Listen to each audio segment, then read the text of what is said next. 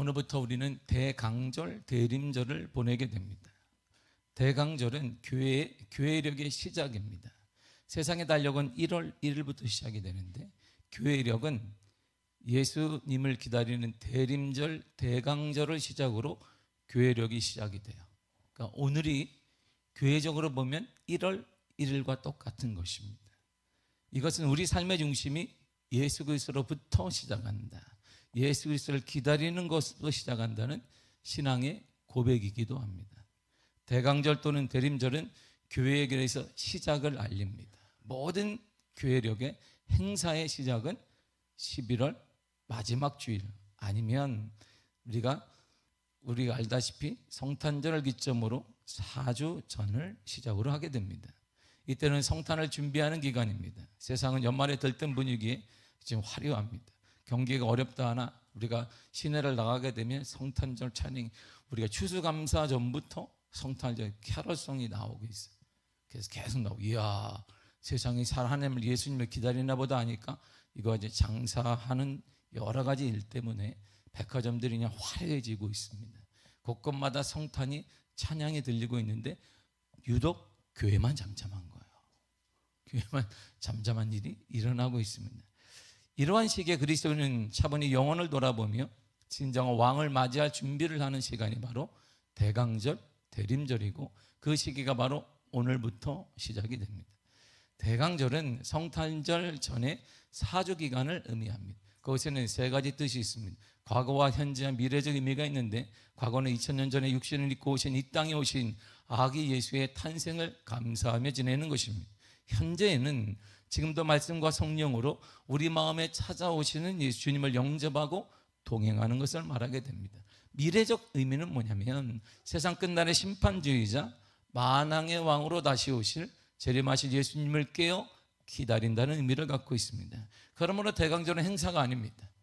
대강절은 연락이 그냥 늘상 하고 있는 달력에 보면 대강절이 시작이구나, 그런 행사가 아닙니다. 그냥 의미 부여 없이 그냥 지나가는 시간도 아닙니다.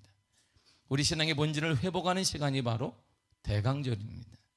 이번 대강절에는 세상의 소음을 잠시 줄이고, 세상의 근심과 걱정을 잠시 내려놓고, 거의 우리 마음에 찾아오시는 아기 예수님께 집중하는 시간이 되기를 간절히 축복합니다. 기독교 신앙이란 무엇일까요? 기독교 신앙을 한 줄로 얘기한다면, 예수께서 재림하실 것을 소망하며 살아가는 것이 바로 기독교 신앙입니다. 이게 진정한 기독교 신앙의 짧은 의미예요. 기독교 신앙은 예수님의 재림을 기대하며 그것을 소망하며 살아가는 것입니다. 그러니까 재림에 대한 신앙이 없으면 진정한 그리스도인이 아닌 거예요. 재림에 대한 소망을 가지고 살아가지 않는다면 세상이 지금처럼 망가지게 되는 것입니다. 막 살게 되는 거예요. 세상에서 재림 신앙이 없으니까, 안 믿는 사람뿐만 아니라 믿는 사람 안에도 재림 신앙이 없으니까 자기 생각대로 사는 거예요. 자기 욕심대로 사는 것입니다. 자기 감정대로 사는 거예요. 왜? 주님이 재림하시면 심판하시고 영원히 우리를 의인과 악인으로 심판할 때 그런 개념이 없으니까 세상이 점점 어두워지고 막 살게 되는 것입니다. 그리스도인에게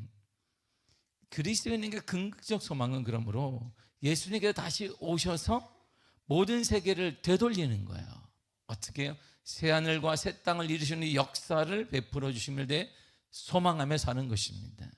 그래서 이 소망이 그리스도인에게 있어요. 저와 여러분들에게는 이 소망이 있습니다. 그렇기 때문에 죽음이나 죽음과 같은 절망적 상황이 오더라도 우리는 두려워하지 않는 것, 이것 때문에 두려워하지 않는 것입니다. 왜? 우리에게는 그보다 빛난 소망이 있기 때문입니다. 하나님의 크신 능력과 은혜로 이루어지는 온 우주를 향한 새 창조를 우리가 기대하며 믿기 때문에 우리는 절대 어느 순간에도 절망하지 않습니다. 우린 어려운 가운데도 일어나게 될 것입니다. 절망의 시대에 복음을 전한 사람이 오늘 본문에 나오는 예레미야입니다. 예레미야는 예수님이 탄생하기 전 600여 년 전에 그가 사역을 감당했습니다. 예레미야를 통해 장차 다윗의 후손으로 오실 하나님의 아들 예수 그리스도의 메시아 탄생에 대해서 하나님은 말씀하셨습니다. 예레미야 30장에서 33장까지를 보게 되면 이스라엘의 회복에 대한 예언을 선포하고 있습니다. 그런데요, 회복을 선포하는 예레미야 신세는 회복과는 좀 멀어요. 이스라엘이 회복을 선포한다면 좀 잘 되어지고 자신도 회복되어지고 뭔가 은혜가 있고 간증이 있고 기적이 있고 능력이 나타나야 되는데, 그때 선포할 때 예레미야는 우리의 생각과는 좀 다른 장소에 있습니다. 그가 어디 있었냐면 여기 있었어요. 예레미야 33장 1절을 읽겠습니다. 시작. 예레미야가 아직 시위대 뜰에 갇혀 있을 때에 여호와의 말씀이 그에게 두 번째로 임하니라 이르시되. 아멘. 보세요. 이스라엘 회복을 얘기합니다. 하나님 회복시켜 줄 것입니다. 하나님의 은혜가 임할 것이다 말하고 있는데 정작 자기는 감옥에 있어요. 감옥에 갇혀 있습니다. 자유의 몸이 아닙니다. 객관적으로 볼 때 진리와 상관없이 그는 죄인의 상태에 있다 이런 말입니다. 그럼에도 하나님은 두 번이나 임했어요. 여러분, 하나님의 역사와 하나님의 임재는 시대와 상관없다는 것이에요. 시대나 장소나 그 어떤 것과 상관없이 지금도 하나님의 임재와 하나님의 응답과 하나님의 역사는 임한다 이런 말입니다. 시대를 탓해서 안 된단 말입니다. 우리가 어디에 있든 우리가 무엇을 하든 하나님은 그곳에 임하시고 임재하시고 만나주시고 역사하시며 하나님 우리를 위로하시는 일이 일어나게 된다 이런 말이죠. 하나님은 그러면서 두 번이나 말씀하셨는데 뭘 말씀하셨냐면 하나님의 진노와 심판을 말씀하셨어요. 이스라엘을, 남유다를 향해서요. 예레미야 33장 5절을 쉬운 성경을 읽겠습니다. 시작. 그들이 와서 바빌로니아 군대와 싸웠으나 나는 분노와 진노 때문에 시체로 가득 찼다. 나는 그들의 온갖 악한 짓 때문에 이 성을 저버렸다. 아멘. 바빌로니아는 우리가 성경 말하는 바벨론이에요. 바벨로니아 군대가 싸웠으나 나의 분노, 하나님의 분노와 진노 때문에 죽은 사람의 시체로 가득할 거야. 예루살렘이. 그냥 남유다는 가득할 것이다. 아직은 죽은 자를 그냥 다 너희들은 죽게 될 것이야. 그리고 나는 너희들이 악한 죄악 때문에 이 성을 버렸다. 이스라엘 백성들에게 예루살렘은 천국을 상징하는 거야. 예루살렘, 우리는 예루살렘 백성이야. 우리는 예루살렘에 있어. 근데 그 성 내가 버렸다. 그 성은 사람들의 시체로 가득하게 될 거야. 너희들이 그게 거룩히 여겼더냐? 너희들이 이렇게 소중히 여겼더냐? 그건 황폐하게 될 것이다. 너희들이 꿈꾸는 것, 좋아하는 모든 것들은 다 무너지게 될 것이다. 이렇게 말씀하신 거예요. 여러분, 내가 꿈꿨던 것, 내가 원하는 것, 이런 것들이 다 무너지게 만들겠다는 것입니다. 그 얘기를 동족인 백성에게 선포하는 거예요. 그래서 예레미야가 눈물의 선지자인 거예요. 왜? 그 슬픈 얘기를 자신의 동족인 히브리인들에게 얘기하는 거예요. 히브리인. 그래 얼마나 가슴이 아팠겠어요. 예레미야는 남유다의 가장 극악했던 왕 므낫세 때에 태어났습니다. 그의 고향은 아나돗인데 예루살렘에서 5km 떨어진 가까운 곳이에요. 그의 아버지는 hil기야인데 제사장입니다. 그러니까 제사장 가문이에요. 이렇게. 예레미야는 20세가 좀 넘자 하나님의 선지자로 부름받았습니다. 콜링을 받았어요. 그래서 사역을 감당했습니다. 그때 유다의 왕 이제네가 하나님의 은혜로 사역을 감당하고자 할 때 므낫세가 죽었어요. 그리고 그의 아들인 요시야가 왕을 이었습니다. 이 아들 요시야는 아버지 므낫세와는 전혀 달랐습니다. 하나님만을 경외했고 하나님만을 찬양했으며 하나님을 찾았습니다. 요시야는 성전에서 발견된 율법책을 그리고 이스라엘 전체에게 얘기했습니다. 율법으로 돌아가, 하나님의 말씀으로 돌아가야 한다. 그렇게 얘기하며 아버지가 세웠던 우상 숭배들을 싸그리 갖다 버렸습니다. 이렇게요. 열왕기하 23장 14절을 쉬운 성경을 읽겠습니다. 시작. 요시야는 돌 우상들을 부숴버리고 아세라 우상을 베어 버렸습니다. 아버지 때까지 있던 모든 것들을 싹 우상을 버렸어요. 하나님이 원하지 않는다는 거예요. 하나님이 원하지 않는. 보세요. 그래서 성경은 이게 요시야를 영적 순결을 지킨 사람, 우상 숭배 등 하나님보다 더 의지하는 것들에 단호한 태도를 취한 사람이라고 얘기하고 그를 이렇게 평가를 했어요.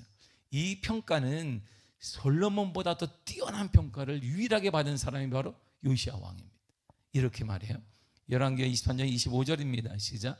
요시야와 같이 마음을 다하며 뜻을 다하며 힘을 다하여 모세의 율법을 따라 여호와께로 돌이킨 왕은 요시야 전에도 없었고 후에도 그와 같은 자가 없었더라. 요시야 전에도 후에도 없다. 그는 마음과 뜻과 모든 것 다에 하나님의 법, 모든 법을, 말씀을 따라 살았다. 아무도 없어. 세상에 하나밖에 없는 사람이. 대단하잖아요. 그는 세상에 하나밖에 없는 사람이야. 어떤 면에서 출세하고 돈 벌고 그런 면이 아니에요. 오직 하나님의 말씀을 기준 삼아, 오직 그 기준을 무너뜨리지 않은 사람. 그 말씀의 기준이 뭐냐? 하나님의 말씀이에요. 삶의 기준이 하나님의 말씀이에요. 이처럼 기준을 가지고 있는 그에 대해 하나님은 전에도 없었고 후에도 없는 세상에 하나밖에 없는 사람이야, 이렇게 말씀하신 거예요. 여러분 모두가 다 세상에 하나밖에 없는 믿음의 사람이 되시길 간절히 축복합니다.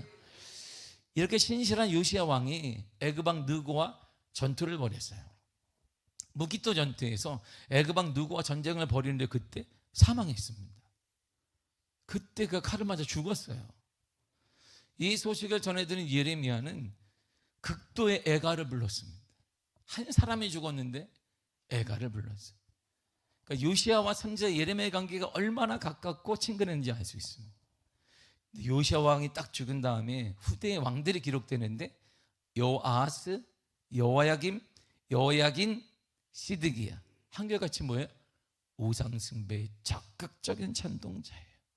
하나님의 말씀을 거역하고 우상숭배에 젖어 사는 사람들이 하나같이 이어서 왕이 됐습니다. 이에 예레미야는 하나님의 경고를 정했습니다. 경고를 전했어요. 이러면 안 됩니다. 하나님의 심판이 임할 것입니다. 이러면 남유다 하나님의 심판이 올 것입니다. 자신의 민족에 대해 심판을 선포했어요. 그러니까 그는 맨날 울을 수밖에 없어요. 내 민족이잖아요.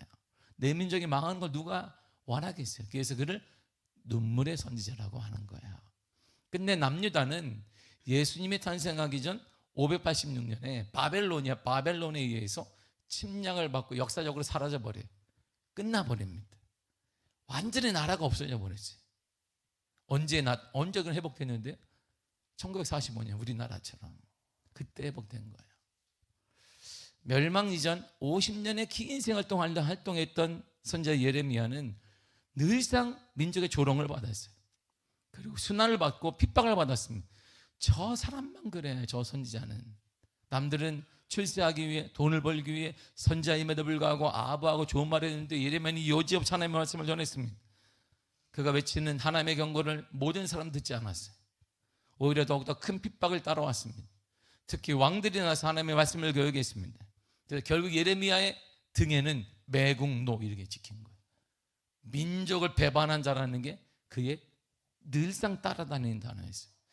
결국 예레미야는 그를 미워하고 대적하고 반목하는 세력에 의해서 애굽으로 끌려갔고 거기서 인생을 마감했습니다. 예레미야 어디 죽었는데? 몰라요. 시체 어디 있는데? 몰라요. 무덤 어디 있는데? 몰라요. 일평생 하나님을 헌신했는데 거기서 그냥 애굽 어디에서 죽었어요. 찬란한 하나님의 영광을 본 것도 아니고 하나님의 일하심을 본 것도 아니고 그는 조용히 사라졌습니다. 그런데요, 예레미야가 죽기 전까지 전했던 하나님의 말씀은 다 이루어졌어요. 어려움과 혼란 속에 있을 사람들은 이렇게 말해요. 언제 좋아지지? 정말. 내 가정은 언제 좋아지지? 내 기업은 언제 좋아지지? 어느 때까지 버텨야 되지? 어떻게 좋아지는 거야? 혼란의 상황입니다. 신앙을 가진 사람들, 소위 그리스도인들조차도 어려움을 맞이하게 되면 하나님이 약속했는데 언제 이루어지는 거야 도대체? 하나님이 약속했는데 언제 이루어지는 거야? 어떻게 이루어지는 거야? 이렇게 자문하고 반문할 때가 많습니다. 분명한 사실은 약속의 시기를 하나님께 맡길 때 신실하신 하나님은 반드시 그 약속을 이루어 주십니다. 디모데후서 2장 13절을 쉬운 성경, 현대인의 성경을 읽겠습니다. 시작. 우리는 신실성이 없지만 주님은 언제나 신실하셔서 약속하신 것을 어기실 수 없습니다. 우리는 믿을만 하지 않아요. 주님은 언제나 믿을만 하기 때문에 약속하신 것을 절대 어기지 않습니다. 시대 상황 없이 하나님은 반드시 이루어 주십니다. 여러분의 어려움에 상관없이 반드시 이루어 주십니다.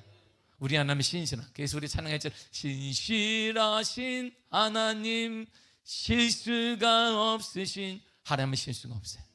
우리 하나님을 믿을 만합니다. 그래서 약속하신 것들을 반드시 지키십니다. 이스라엘을 통해 우리는 우리 자신의 모습을 정말 잘 볼 수 있어요. 예레미야를 보면 이게 우리구나라는 걸 너무 선명하게 볼 수 있습니다. 영적으로 이스라엘이 타락했거든요. 하나님의 말씀을 등졌습니다. 이게 타락이에요. 하나님의 말씀을 만만하게 보는 게 타락입니다. 뭐 타락했다니까 뭐 거대한 게, 하나님의 말씀을 만만하게 보는 게 타락이에요. 이 하나님의 말씀을 거역한 이스라엘 왕들과 백성들이 이 시대를 살아가고 있는 우리들의 모습이에요. 바로 그리스도인들의 모습임을 반영해주고 있습니다. 이들의 삶의 끝인 가장 비참한 노예로 삶을 마감하게 됩니다. 영혼이 잘된 같이 범사가 잘되고 강건하게 되는 것인데 영적 관계가 막히게 되니까 우리의 모든 다음에 따라오는 모든 것들이 무너지고 멸망하게 되는 일이 일어나게 된 것입니다. 그런데 끊임없이 하나님은 예레미야를 통해 이 타락한 그들을 향해, 하나님을 등진 그들을 향해, 하나님의 말씀을 만만하게 보는 그들을 향해 계속 말씀하시는 게 있어요. 들으라. 14절을 보세요. 시작. 여호와의 말씀이니라. 보라, 내가 이스라엘 집과 유다 집에 대하여 일러준 선한 말을 성취할 날이 이르리라. 보세요. 이들은 악한 사람들이 하나님을 등졌습니다. 하나님을 만만히 여겼어요. 선지자를 보내면 다 족족 죽였습니다. 예레미야까지 이들이 그냥 유배시키고 어디서 죽였는지도 몰라요. 그 거룩한 예레미야까지 어디서 죽었는지도 모릅니다. 근데 선한 말을 성취할 때가 온다. 얘들아, 선한 말을 성취할 때가 올 거야. 그럼 선한 말이 뭔데요? 이루어질, 성취될 선한 말이 뭘까요? 12절을 우리 쉬운 성경으로 한번 읽어보도록 하겠습니다. 시작. 나 만군의 여호와가 이렇게 말한다. 지금 이곳은 황폐하다. 그 모든 마을에 사람도 살지 않고 짐승도 살지 않는다. 그러나 목자들이 양떼를 시기할 목초지가 생길 것이다. 아멘. 보세요. 바벨론과 이제 전쟁을 했어요. 전쟁을 하면 그 당시 전쟁은 뭐예요? 싹 잡아가는 거예요. 먹을 거 싹 잡아가는 거. 여성들 싹 잡아가는 거. 노예로 삼아야 되니까. 남성들은 싹 죽여버리는 거. 이게 그 당시 법이 전쟁법입니다. 그러니까 이스라엘이 어떻게 되겠어요? 다 황폐해요. 다 가져갔어요. 염소 다 가져가고 식물 다 파이고, 그리고 집들은 다 태워버렸습니다. 그런데 이스라엘을, 예루살렘에 보세요. 이게 황망한 거예요. 소망이 없어요. 왜? 숨쉬는 모든 것들은 잡아갔어요. 남자들은 싹 죽여버렸습니다. 여성들은 노예로 잡아야 되고, 그리고 짐승들도 싹 가져가, 작은 숨겨놓은 금기고 금거리고 다 가져갔어요. 남은 게 아무것도 없습니다. 정말 황폐해졌어요. 인생이 다 무너져 버렸습니다.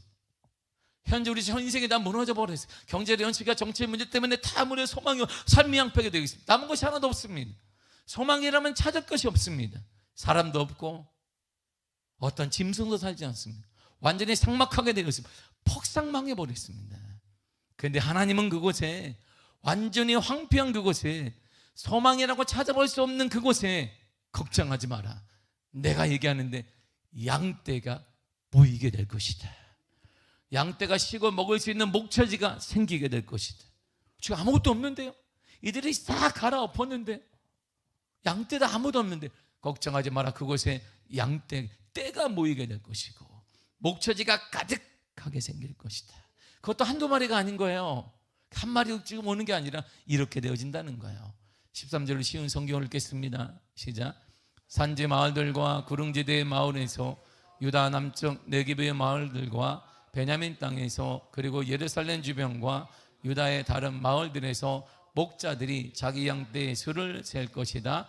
나 여호와의 말이다. 아멘.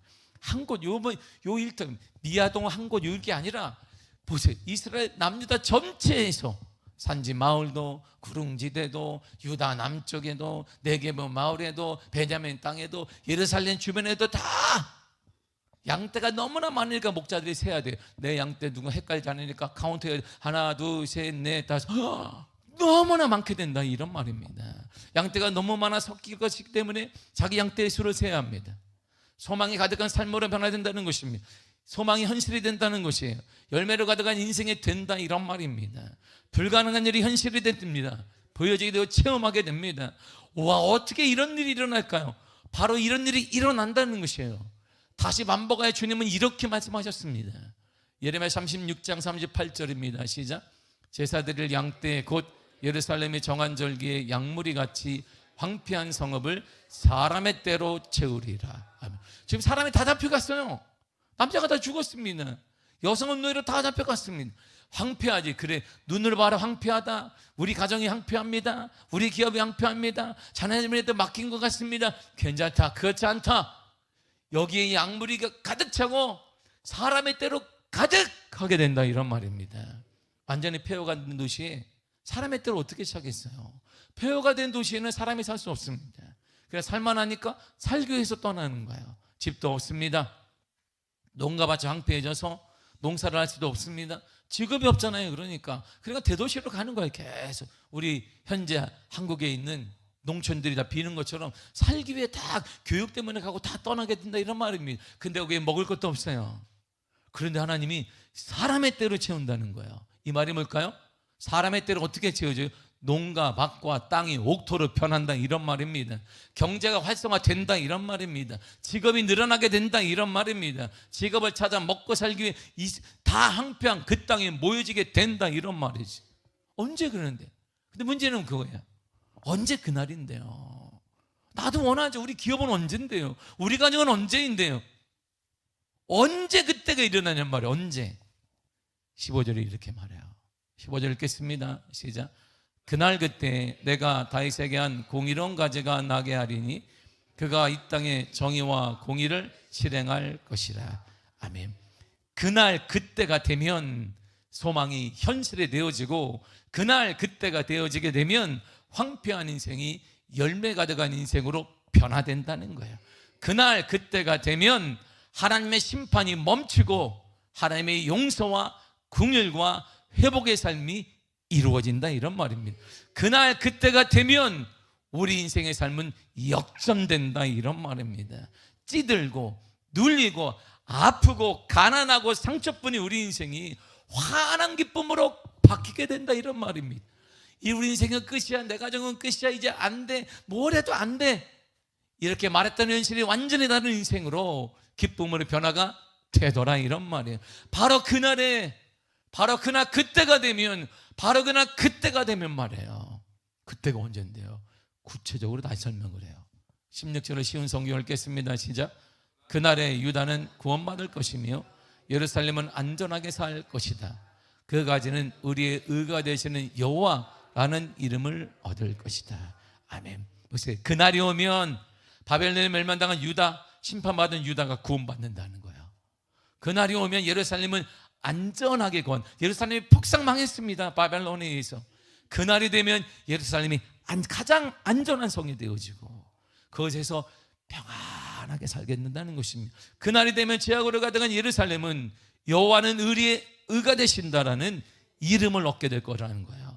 그날이 되면 포도나무 가지가 무성하듯 풍성한 삶을 얻게 된다, 이런 말입니다. 그날이 언젠데요? 여러분, 그날이 언제예요? 누구나 그날을 원합니다. 여러분의 인생에 그날이 있기를 간절히 축복합니다. 그날 좋죠. 15절을 다시 한번 읽도록 하겠습니다. 시작.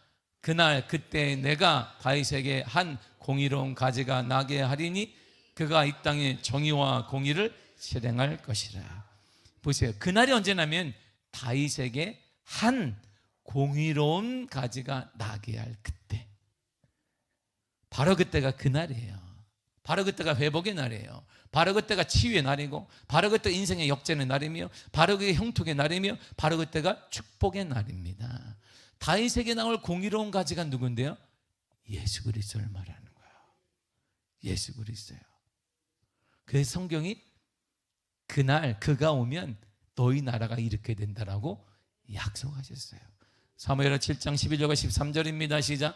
내 수완이 차서 내 조상들과 함께 누울 때에 내가 내 몸에서 내 씨를 내 뒤에 세워 그의 나라를 견고하게 하리라. 그는 내 이름을 위하여 집을 건축할 것이요 나는 그의 나라 왕위를 영원히 견고하게 하리라. 아멘. 보세요. 그의 나라가 반복지. 그애가 누구예요? 예수 그리스도를 말하는 거야. 바로 그는 예수 그리스도예요. 그의 나라는 메시아 그리스도의 나라입니다. 그 나라는 견고하게 세워질 것이다. 아무도 침범하지 못할 것이다. 안전할 것이다. 어떤 세력도 무너뜨리지 못할 것이다. 어떤 경제적 한파가 와도 안전할 것이다. 정체가 변해도 안전할 것이다. 완전한 나라, 완벽한 나라, 바로 그 나라가 예수 그리스도의 나라라는 거예요. 그리고 하나님은 예수의 왕위를 영원히 견고하게 하신다는 겁니다. 그래서 예수님의 족보를 얘기할 때 성경이 이렇게 말한 거예요. 마태복음 1장 1절입니다. 시작. 아브라함과 다윗의 자손 예수 그리스도의 계보라. 보세요. 다윗의 자손의 한 공의로운 가지가 난다고 그랬으니까 다윗의 자손 중에 누구? 공의로운 가지가 누구예요? 예수 그리스도. 다윗의 자손 예수 그리스도의 족보라 그러잖아요. 그래서 바리새인들이 예수님에게 이렇게 물었어요. 예수님 바리새인들에게 이렇게 물었습니다. 자, 내 말 좀 잘 들어봐라. 내 말 잘 들어봐. 그리고 이렇게 물어. 마태복음 22장 44절입니다. 시작. 너희는 그리스도에 대하여 어떻게 생각하느냐? 누구의 자손이냐? 대답하되 다윗의 자손이니이다. 바리새인들이 얘기한 거예요. 자, 그리스도는 어떻게 생각하냐? 그러니까 그리스도 메시아요. 다윗의 자손이죠. 이렇게 얘기했어요. 근데 다윗의 자손이 누구예요? 당신이야. 자기가 물어본 거예요. 예수님이 직접. 그리스도가 다윗의 자손입니다. 그리스도는 예수님이십니다. 그러므로 예수님은 그리스도이시고 예수님은 다윗의 자손이라는 거예요. 그래서 사람들은 예수님을 늘상 이렇게 불렀어요. 가르쳐주지 않았는데 이렇게 불렀습니다. 마태복음 20장 30절 31절입니다. 시작. 맹인 두 사람이 길가에 앉았다가 예수께서 지나가신다 함을 듣고 소리질러 이르되 주여 우리를 불쌍히 여기소서 다윗의 자손이여 하니 무리가 꾸짖어 잠잠하라 하되 더욱 소리질러 이르되 주여 우리를 불쌍히 여기소서 다윗의 자손이여 하는지라. 아멘. 맹인 두 사람이 예수님의 소문을 들었어요. 그러니까 보이지 않으니까 예수님이 걸어가는 방향도 저기 소리 들려. 사람 소리 지적을 향해 얘기하는 거예요. 다윗의 자손이여 우리 불쌍히 여기. 반복하면 2번 얘기합니다. 그 사람들이 조용히 그러니까 더 소리를 내서 불쌍히 여기세요. 다윗의 자손이요 이렇게 얘기했어요. 똑같은 말을 반복했습니다. 근데 사람들 들으면서 조용해. 넌 좀 조용해 그랬어요. 왜 맹인들을 꾸짖었을까요? 왜냐하면 그들이 지금 원하는 것은 불가능한 일이기 때문이에요. 맹인은 불치병이잖아요. 그 당시 지금 오늘날처럼 안과가 있는 것도 아니에요. 눈을 치료하는 것도 있는 게 아니에요. 아마 있었으면 이 안 보이는 사람들이 많은 사람이 치유됐을 거예요. 의술이 있는 것도 아니니까 유대인들이 생각할 때 맹인은 하나님의 저주받은 사람이에요. 그 저주를 누가 풀겠어요? 그런데 그 저주를 하나님의 저주를 풀어달라고 예수를 향해서 예수님 다윗의 자손이요 불쌍히 여겨달라는 거예요. 예수님이란 말을 쓰지도 않았어요. 뭐라고 썼어요? 다윗의 자손이요 다윗의 자손이요 다윗의 자손이요 이렇게 했습니다. 그 병을 누구는 가능하다고 믿은 거예요? 맹인들은 저분은 가능하다는 거예요. 왜요? 다윗의 자손이니까. 그래서 예수님을 향해 크게 외친 것입니다. 이들은 다윗의 자손인 예수님이라면 충분히 고칠 수 있다고 믿었습니다. 불가능을 가능하게 만들 수 있다고 믿었습니다. 전혀 의심하지 않았습니다. 그래서 반복하여 외친 것이에요. 이들과의 짧은 대화를 통해 예수님이라면 충분히 볼 수 있다. 이런 믿음을 예수님이 딱 보셨어요. 예수님이라면 충분히 우리 자녀들은 변화될 수 있다. 예수님이라면 충분히 우리 기업은 변화될 수 있다. 예수님이라면 충분히 나는 치유될 수 있다. 예수님이라면 충분히 미아교회는 더 큰 부흥이 일어날 것이다. 교회를 섬기는 교회가 될 것이다. 이런 믿음을 딱 보신 다음에 예수님이 그 믿음을 보시고 이렇게 말씀하셨어요. 마태복음 20장 34절입니다. 시작. 예수께서 불쌍히 여기사 그들의 눈을 만지시니 곧 보게 되어 그들이 예수를 따르니라. 불치병이 완전히 해결돼서 할렐루야 해결되잖아요. 그러므로 그날은 다윗의 자손 예수 그리스도께서 오시는 날이에요. 예수 그리스도께서 오시면 심판받아야 될 우리가 구원을 받습니다. 예수님이 오시면 황폐한 우리의 삶이 풍성한 삶으로 변화됩니다. 예수님이 오시면 패배의 인생이 승리 인생으로 변화됩니다. 예수님이 오시면 불가능한 그 일이 가능하게 됩니다. 예수님이 오시면 믿음으로 상상하고 고백한 그 일이 현실이 되어집니다. 예수님이 오시면 인생이 새롭게 되어집니다. 예수님이 오시면 가정이 놀랍게 변화됩니다. 예수님이 오시면 자녀들의 앞길이 열리게 됩니다. 예수님이 오시면 구원의 역사가 일어나게 되는 것입니다. 예수님이 오시면 기쁨과 소망이 넘쳐나게 되는 것입니다. 예수님이 오시면 포도나무의 가지가 무성하듯 우리의 인생과 삶도 무성한 은혜를 받게 되는 것입니다. 예수님이 오시면 예수님께서 오셔서 이렇게 사역을 하셨어요. 마태복음 9장 35절을 보겠습니다. 시작. 예수께서 모든 도시와 마을을 두루다니사 그들의 회상에서 가르치시며 천국 복음을 전파하시며 모든 병과 모든 약한 것을 고치시니라. 아멘. 예수님이 오시면 우리를 가르치세요. 그거 아니야. 가르치십니다. 그 길로 가면 안 돼. 이렇게 해야 된다. 실망하면 안 돼. 지금은 그때 아니야. 계속 가르치세요. 이렇게. 내가 너와 함께 있다. 너무 힘들어하지 마라. 내가 너의 힘이 될 것이다. 가르쳐 주세요. 어디로 가야 될지, 무엇을 해야 될지, 어떻게 해야 될지 모를 때 가장 안전한 길로, 승리의 길로 예수님이 인도하십니다. 예수님이 오시면 복음을 전할 수 있는 담대함을 허락하여 주십니다. 그 복음으로 나 자신이 먼저 구원받고 또 다른 사람을 구원시키는 놀라운 역사가 일어납니다. 예수님이 오시면 모든 병과 약한 것들, 약한 모든 것들, 여러분이 약하게 여기는 가난되고 멀티들되고 황동되고 여러 가지 모든 것들이 고쳐지게 됩니다. 예수님이 오시면 이 모든 일이 가능한 거예요. 사랑하는 성도분, 예수님이 2000년 전에 오셨습니다.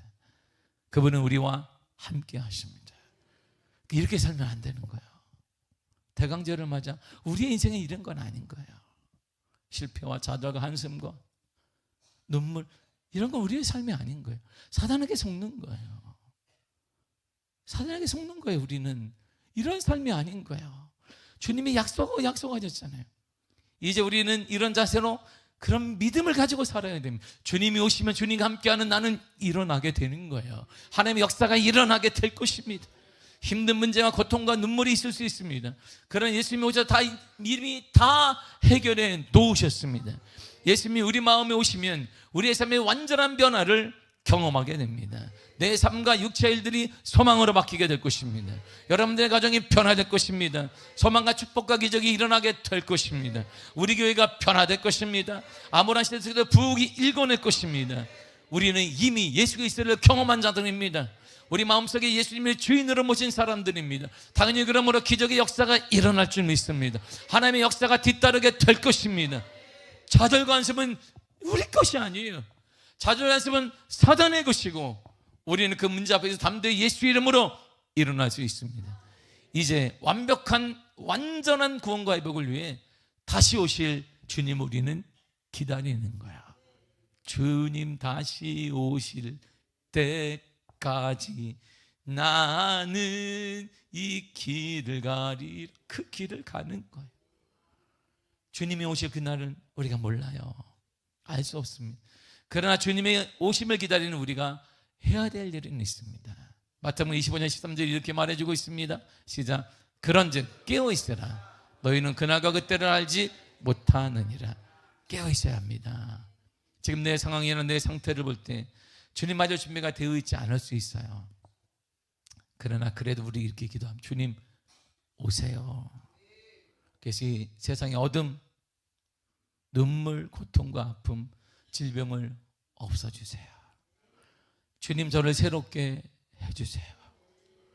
모든 막혔던 것들이 있습니다. 주님 오시는 그날까지 모든 막혔던 것들이 펴지게 해주세요. 길이 열려지게 해주세요. 자녀들과 부모들과 이웃들과 사랑하는 사람들과 구부러지고 막혔던 모든 관계가 펴지게 해주세요. 이렇게 기도하시면 역사가 일어날 것입니다. 때로는 담대히 구하시기를 바랍니다. 주님께서 완전한 은혜의 날 그날 그때를 기다리며 하루하루를 살게 해달라고 기도하시기를 바랍니다. 깨어있어 사랑하고, 깨어있어 용서하고, 깨어있어 전하고, 깨어있어 기도하고, 깨어있어 좌절 가운데 일어나기를 바랍니다. 믿음으로 일어나시기를 바랍니다. 예수 그리스도 통해 우리는 회복될 것입니다. 이것이 우리 대강절을 보내는 거예요. 이것이 대강절을 보는 하나님의 뜻인 것입니다. 주님이 오셨고 이제 우리는 주님을 기다리는 완벽한 구원, 완벽한 역사를 보기 위해 주님을 기다리는 사람이에요. 주님을 기다리는 자는 좌절 가운데 기다려서는 안 됩니다. 우리 주님이 도와주실 것이에요. 여러분의 마음을 위로하시고 여러분의 눈물을 닦아주시기 때문에 그 믿음으로 기쁨으로 일어나기를 바랍니다. 주님이 역사하여 주실 것입니다. 주님이 여러분들의 가정을 치유해 주실 것입니다. 만져주실 것입니다. 병든 몸을 고쳐주실 것입니다. 여러분의 기업에 역사하여 주실 것입니다. 우리 미아교회를 사용하여 주실 것입니다. 여러분의 자녀함들이 열려지게 될 줄 믿습니다. 이 기쁨으로 깨어있고, 다시 말하건대 기쁨으로 깨어있어 사랑하고 용서하고 전하고 기도하고 나누며 살아가시기를 바랍니다. 이럴 때 하나님이 우리를 늘상 동행하셔서 임마누엘의 그분이 지키시고 이끌어 주시고 홀로 두지 않을 것입니다. 이 기쁨으로 대강절을 기쁨 가운데 보내시게 되기를 간절히 축복합니다. 기도하겠습니다.